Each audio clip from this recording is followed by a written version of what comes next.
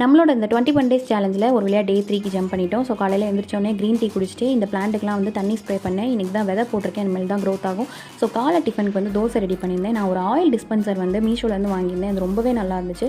இதில் 2 டைப் இருந்துச்சு. ஒன்று வந்து ஓப்பன் பண்ணி ஊற்றுற மாதிரி, இன்னொன்று வந்து ஸ்ப்ரே பண்ணிக்கிற மாதிரி. நிறைய ஆயில் யூஸ் பண்ணக்கூடாதுன்னு நினைக்கிறவங்க இதை வந்து வாங்கிக்கலாம். அண்ட் என்னோட பெரிய ப்ராசஸே பார்த்திங்கன்னா, என் பாப்பாவுக்கு வந்து சாப்பாடு விட்டுறது தான். அவளுக்கு சாப்பிட்டுட்டு தான் நான் சாப்பிடுவேன். இந்த மணி பேங்க் பார்த்திங்கன்னா, இதுவும் நான் மீஷோவில் தான் வாங்கியிருந்தேன். இதோட ப்ரைஸ் வந்து 85 ருபீஸ். ரொம்பவே நல்லா இருந்துச்சு. காம்பேக்ட் சைஸில் தான் இருந்துச்சு. ஒரு விஷயம் சொல்ல ஆசைப்பட்றேன். உங்களோட குழந்தைங்களுக்கு காசு கஷ்டமே தெரியாமல் தயவு செஞ்சு வளர்க்காதீங்க. சின்ன வயசுலேருந்தே அந்த ஹேபிட்டை வந்து சொல்லிக் கொடுங்க. காசு வந்து எப்படி சேமிக்கணும் அப்படின்றத அவங்களுக்கு ஒரு குட்டியாக உண்டியல் மாதிரி வாங்கி கொடுத்து அதில் அவங்கள சேவ் பண்ண சொல்லுங்கள். அது ரொம்பவே நல்ல விஷயம்.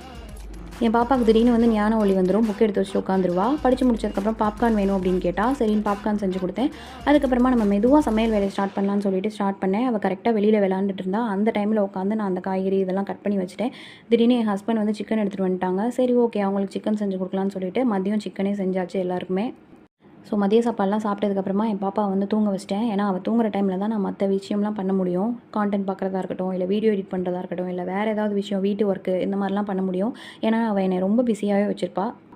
ஈவினிங் நல்லா மழை பெஞ்சிருந்துச்சு. ஸோ அந்த கிளைமேட்டை நல்லா 2 பேரும் என்ஜாய் பண்ணோம். ரோட்டில் நல்லா ஜாலியாக விளாண்டோம். சின்னதாக வாக் போனோம். ஓகே, நெக்ஸ்ட் வீடியோவில் பார்க்கலாம். பாய்.